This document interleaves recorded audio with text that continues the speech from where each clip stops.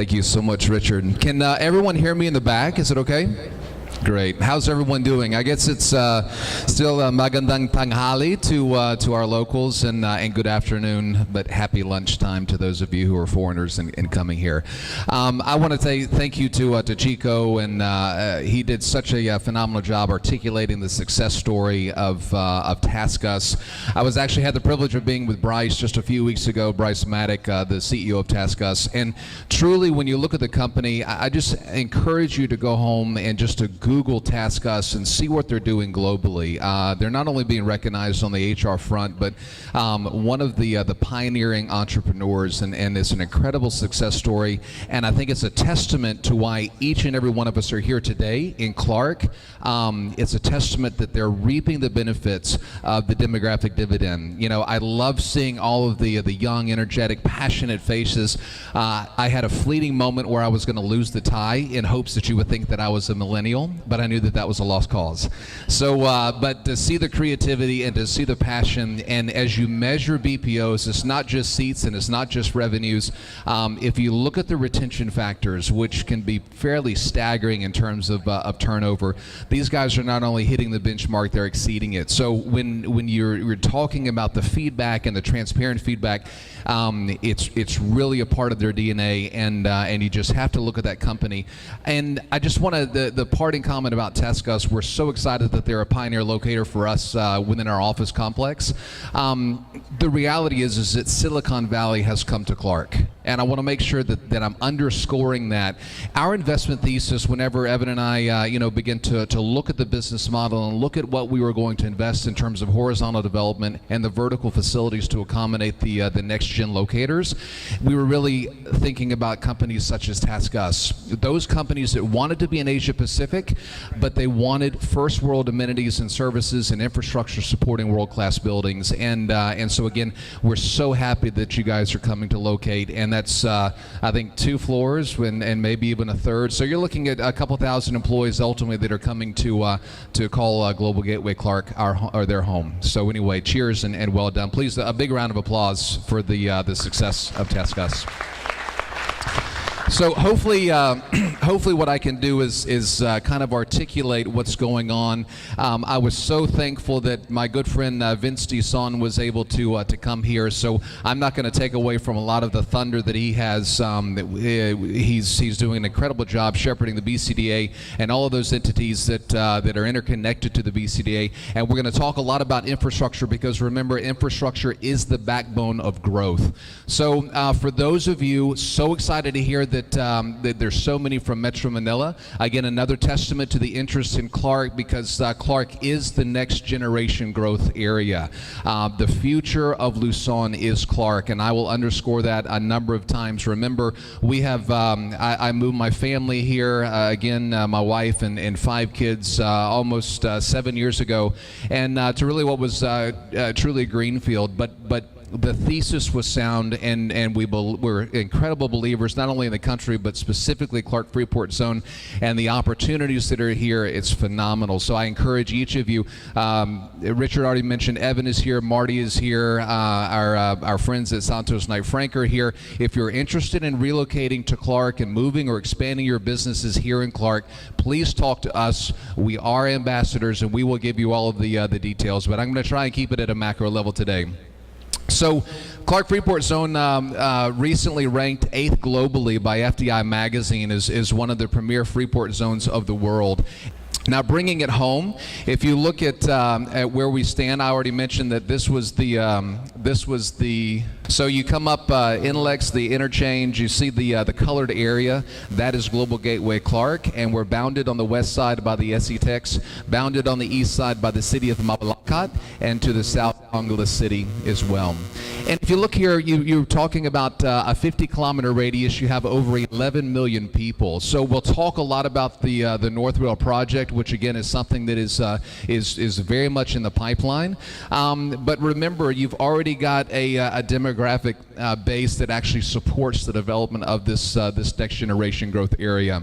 In terms of labor force, it's important to note for those of you, I was able to meet some of the newcomers in terms of BPOs who are really in an incubator status presently. But you should know this is one of the only ICT BPO centers of excellence in the Philippines.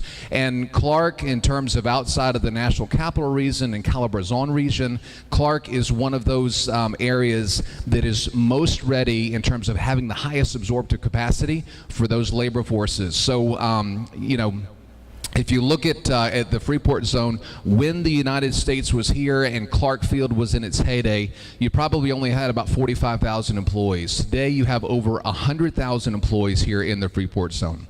So that's a testament to what's taking place, because sometimes the Manila-centric mindset says, well, there's not that much going on in Clark, but the reality is that Clark is now twice or over almost 3 times what it was when the base was in its active form. So again, and we'll show you what's happened over the past even 5 to 7 years. Higher education institutions, there's 235 in the area. Again, in terms of absorptive capacity and a readily available labor pool, it's not an issue. I won't spend too much time talking about this. This is Subic Port, again, 45 minutes gate to gate on a bonded Freeport highway, one of the most beautiful and one of the most well-constructed logistics arteries in Luzon.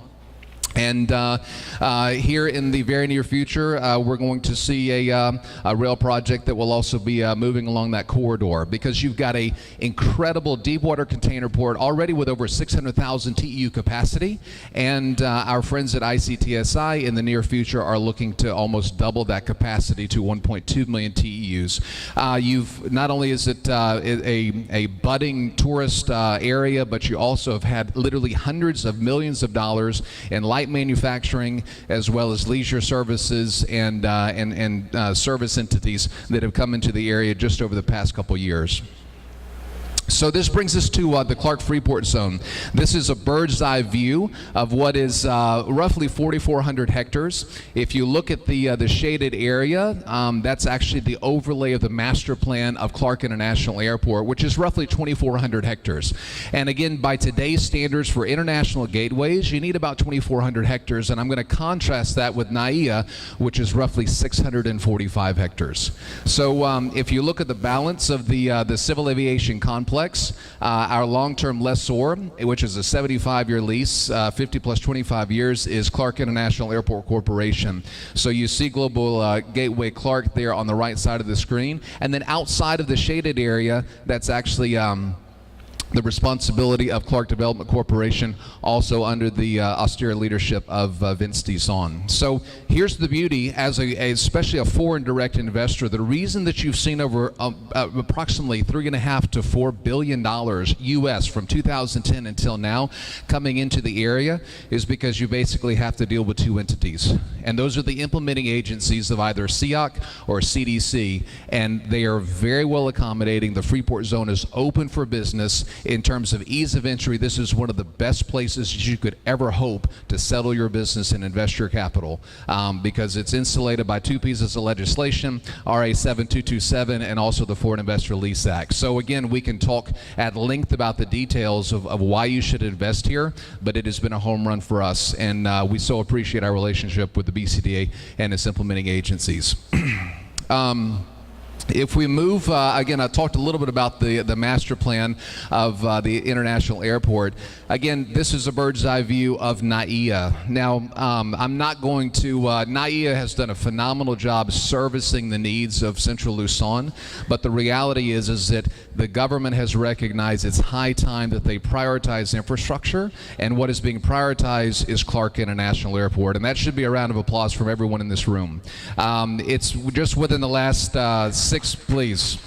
Within the last 6 weeks, you've had 2 airport closures, one on May 30 and one on July 6. And this is for potholes because of the surfacing of the runways, creating high-risk scenarios where they have literally had to shut the runways down. And when they do that, they divert, it affects about 100 flights in Metro Manila. They usually divert between 20 to 25 flights to Clark International Airport. And to what Chico said, I don't know if you were a part of that, but you have to sit on the tarmac here, and and it's really the airlines who are having to do this in terms of protocols and from a risk standpoint. But you have to sit on the tarmac for 2 to 3 hours before you're allowed to fly back to NAIA and then disembark. So, just from a personal standpoint, Evan and I had 2 meetings, separate meetings, 2 separate individuals, one locator investor, one was a consultant. Both meetings were canceled last Friday, July 6th, whenever they had to shut the runway down again. And it took that individual, actually those 2 individuals, 5 hours to get back on track in terms of their schedule, and the meetings were canceled. So when we talk about the cost of business and the opportunity costs and what's being lost in terms of infrastructure, this is why the Philippine government is prioritizing infrastructure under the Duterte administration, and we applaud that, and we could not be bigger fans. So thank you to President Duterte and the team for doing that. Again, 645 hectares intersecting runways versus parallel, which is what you have at Clark. And you can see the density around. You're never going to be able to reclaim Parañaque. So the reality is that you will always need, we're a huge proponent of the twin airport model. You will always need an airport servicing Manila. It's just a given. But the reality is you can actually have a model such as Narita, Nagoya, or Gatwick and Heathrow. It's been proven all throughout the world, and this is exactly what the Philippines is doing now, is that they will have a gateway servicing NAIA. If it's redundated or replaced by another one in the future, that's fine, but in the meantime, they are prioritizing Clark International Airport. So in terms of what's happening there, you can see this is actually the master plan that was put forth by a consultancy, Airport Dupree, and this is exactly what the Philippine government is following. So it was originally, I was with a good friend of mine, Secretary Tugade, who was former president of Clark Development Corporation, last night, and we were talking about some of those things that he mentioned even well over a year and a half ago in terms of the prioritization of Clark International Airport and what's taking place. The solicitation for the airport was supposed to happen Q4 of this year, and they're looking at actually launching that next month. And this is going to be roughly 12.55 billion pesos for the new budget terminal, which is going to expand the throughput capacity from 4.2 million passengers a year to roughly 8 million passengers a year. So remember, in development, dollars follow dollars. And this is where the Philippine government is putting real money into infrastructure that is directly impacting and benefiting Clark Freeport Zone and the surrounding region. So again, kudos to the government for that. A little bit about the airport, because Vince may have some other comments. I was several months ago at the inaugural flight with Jaime Bautista, and this was Philippine Airlines to Cebu and Philippine Airlines to Davao. So if you look at what's being marketed today and those things that are under negotiations, you're looking at between Philippine Airlines and Sea Air and Air Asia adding routes to Katiklang, Shanghai, Beijing, Taiwan, and also Thailand. And they're in hopes that by the end of the year there will be a long-haul flight, Philippine Airlines to LAX via Clark. That should also be a round of applause. I mean, that's incredible. Because these are the things now. I mean, what used to be Dragon Air, the subsidiary for Cathay, now has been rebranded just about probably 6 weeks ago to Cathay Dragon. You now have 3 flights a week to Hong Kong. So as we are incredible, again, so much of our time is really selling and marketing the Philippines, and these are investors and locators that are coming into the area. Connectivity has been an issue, but it's actually getting much easier to ingress very efficiently into Clark and egress without having to deal with Metro Manila. I always say that Metro Manila, and we have offices in both places because we have to, but Metro Manila is basically 2 hours from Metro Manila. I'll let that sink in, right? So apart from the traffic and the congestion and everything else, it all boils down to infrastructure. Richard mentioned in 2008 I came over and we were doing some missions work in the Visayas region, and then moved my family over in 2010. My background, the start of my career with Ernst & Young, But the most recent stop before coming over, I was actually an executive for a very progressive municipality. So we owned and operated 63 different funds. On the enterprise side, we had electric utility. We were into generation, transmission, and distribution. So we were actually 5% owner of the second largest power producer for the state of Georgia. We had a balanced portfolio of nuclear, natural gas, coal-fired, and hydro generation assets. So we were electric utility, we were natural gas, we were water, sewer, sanitation, title deed, landfill, regional airport. Our component units were payroll development authority, downtown development authority, tourism authority. So we dealt with every aspect, again, from golf courses to contracting with other municipalities for telco services, because we were a telco provider for a 5-county area. So the only reason I say all that is to say, having run a municipality, it all comes down to infrastructure. If we punched a hole underneath the highway and all of a sudden we begin to develop the horizontal assets, the growth immediately followed. And so that's the key, especially whenever Vince is talking about the Build, Build, Build initiative, and we're already seeing real dollars coming into the area. This infrastructure equates to growth. Hands down, it always happens. And it will happen in Clark as well. So you're seeing the added flights, and this is another testament to what's taking place under the Duterte administration, where now Clark International Airport is being prioritized. You met the new GM now for Quest, Patrick, earlier. So I just want to mention another litmus test of what's happening in the area. With the exception of Radisson Park Inn, which is just outside the gate but still servicing the Freeport Zone area, now you have 5 hotels servicing Clark Freeport Zone. And Radisson Park Inn, it's important to note, they opened their doors in December of 2015. 154 rooms. It's right there on the campus of SM. But now, in addition to that, in less than 2 years, you have Midori, which is a Taiwanese investor, and Bong is a good friend of ours. And we've been pushing that as an outstanding hotel, like so many in the areas. Most of the occupancy rates here, hoteliers have enjoyed between 95 and 97% occupancy on average. So as a litmus test, Midori, they did a soft opening in July of 2016. By Q1 of this year, they were already running 100% occupancy. Okay, so that should also dial you into what's taking place beyond the Yokohama expansions, beyond the second plant outside of Baguio for Texas Instruments, beyond Phoenix, which is formerly a subsidiary of Samsung. These are the developments that are coming to the area because everyone sees this is the next generation growth area. So Hilton is actually under construction now on the Dongwon properties, thereby which will be a nice amenity in addition to Sun Valley Resort, one of the best golf courses in the Philippines. You have Quest Hotel. Again, Art Tugade was very successful in bringing that out of the asset pool, running a formal solicitation process. Josephine Yap's group of Philinvest is now investing significant dollars. And you know, it's if you look at the areas when you came through, those were all villas that were commanding rents of about 120,000 pesos per month that they just raised in order to go ahead and begin to implement their new master plan. So again, these are significant dollars, significant players, both local and international, that are coming into the area.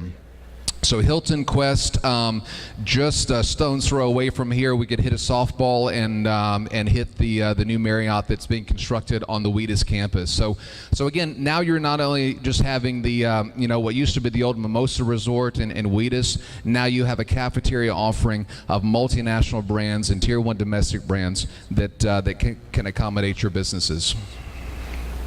So this slide here, again, I've talked about, it's all about infrastructure. I'm going to save this so that Vince can bring it home. He's so passionate. We so appreciate the dialogue, since we've had more dialogue in the last call it year than we've had in quite some time. So we appreciate, because ultimately what we want to do is working with Vince's team is to master plan the region. You know, people sometimes when we're talking about the main zone, but you have the subzone, which is the Clark Special Economic Zone in New Clark City. And I've been asked a number of times, Mike, do you view New Clark City as a competitor? And we don't. We view it as just one more developer, one more investment that's going to allow this whole area to be the relief valve for Metro Manila, and it can be Metro Manila done right.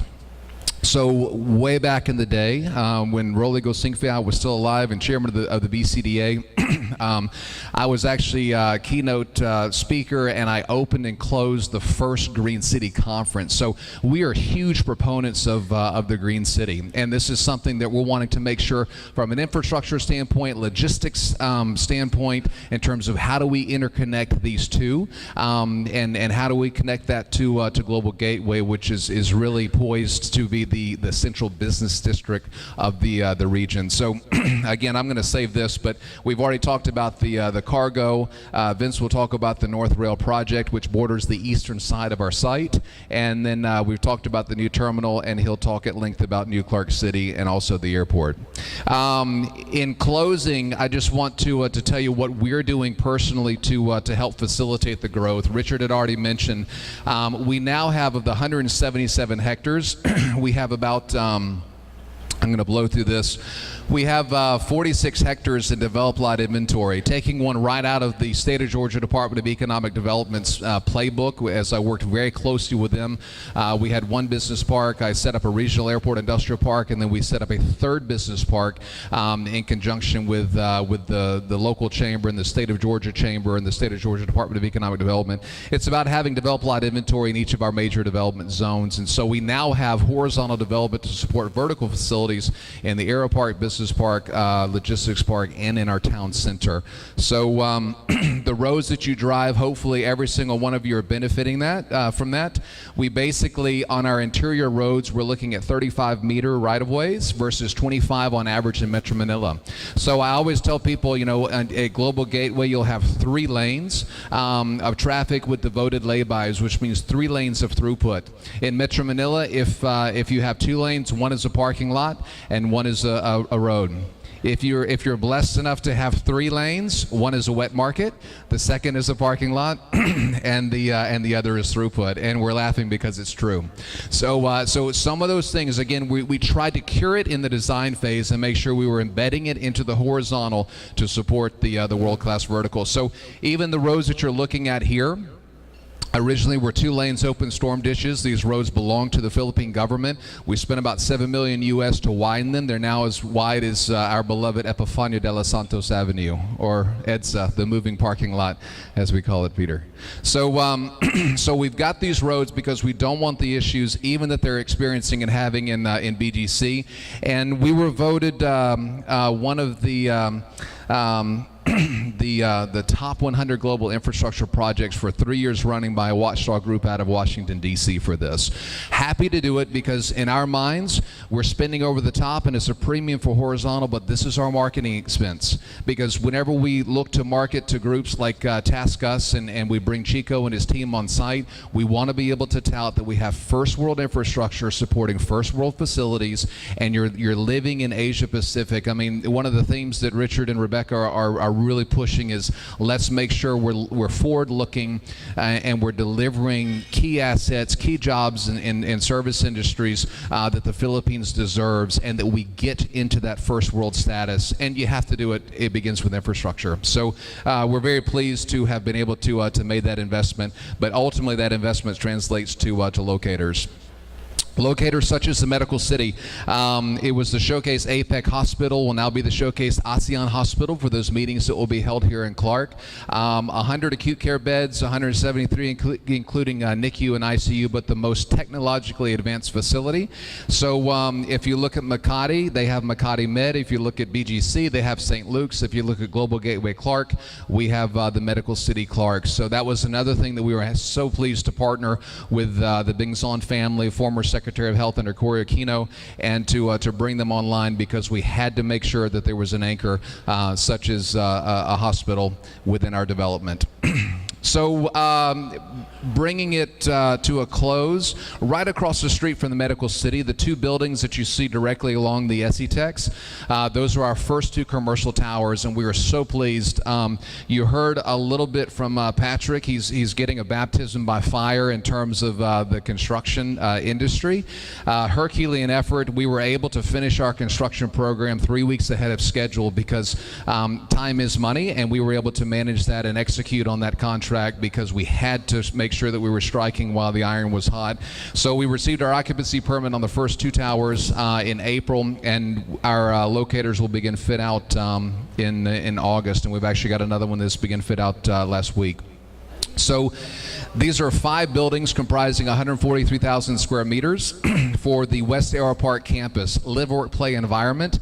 We brought all 5 buildings up to grade, and the first 2 towers we brought online for our leasing program, and then the next 3 will trail probably 12 months behind the first 2.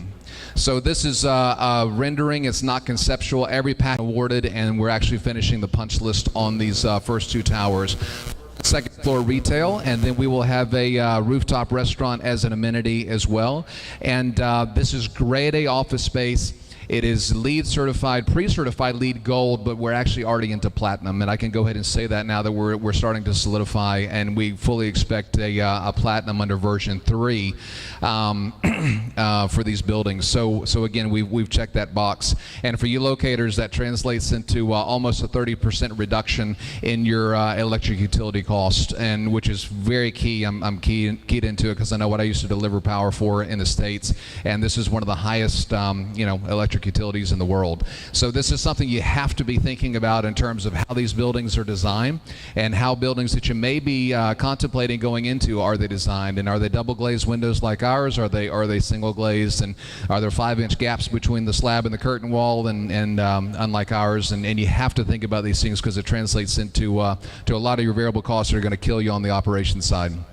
So again, devoted lay-by, a huge portico share. And what I'd like to do is, Richard may mention it, but we are happy to have an open house. If any of you have the time, my staff is ready to accommodate anyone who wants to come by, pull up under the portico share, go up to the 3rd floor where you can see the show suite, because I tell people, don't listen to me, just come and see the space. And as what Chico said, he said it's the best building that he's seen in the Philippines, and I have heard that, and Evan has heard that, and Marty has heard that over and over and over again. But again, this is something that we're not boasting, and we're just proud that we can deliver this for the Philippines. Okay, so please come and see it, and you're welcome. It's an open house after this event. Feel free to stop by. These are just some of the renderings that I will keep clicking through. So these are the 5 buildings comprising, and this is some of the interior. So, natural stone finishes in all of your front of house, and you just have to come by and see what we're bringing to the Freeport zone. I will mention this, typically you don't showcase your basement, but when I first came to the Philippines, I remember driving into what was a parking garage, and I thought I was descending into the depths of hell itself, because there were toxic fumes lingering, it was dark, and I literally had to hold my breath from the car to the elevator, and that was actually in a hospital. I won't tell you which one it was. It was not the one that was located on our site, by the way. So I said, this is our opportunity. I mean, we have the opportunity to take all those things that we see that could be improved, and let's improve it because we're in control of this site. So 3 layers of polyurethane coating, the highest lumens factor that you probably will find in the Philippines. And the other thing is that it houses a network operations center that probably is the first of its kind in the country as well in terms of security. And we worked with G4S, now MGM, one of the largest security consultancies in the world, to make sure that we're dealing with today's environment, to ensure that our patrons, our locators, their employees, and families are safe whenever they're living and working and playing within Global Gateway Clark. So these are some older pictures, but again, I would encourage you, just take your ride if you're on the Spur Road 2 heading out to SE Tex to begin getting on your way back to Metro Manila. Just pull right in front of Medical City, and my staff can bring you up to the 3rd floor show suite. But please, it's an open house, and it's an invitation. Personally, I just encourage you to come and see it, because what we're wanting to do is to make sure that everyone understands we are open for business within the Freeport zone. We're open for business at Global Gateway. And in terms of CSR, we can talk at length about what we've done. But I think the biggest testament, again, is going to be changing the landscape in Clark and now bringing and introducing grade A inventory supported by world-class horizontal infrastructure that can support these buildings so that we can make sure that Region 3 and beyond, again, we're hitting the marks and we're recognized globally. So this is what we've done, and we invite you to participate with us, whether it's your own business and investments and what you're looking at within the Freeport zone, or whether somehow we can partner and there's a collaboration. But I thank you for the time. Thank you for being a very attentive crowd. I know it's a lot of information, but we're very passionate about the Freeport zone, and any detailed questions that you have, we're happy to answer it afterwards. So thank you.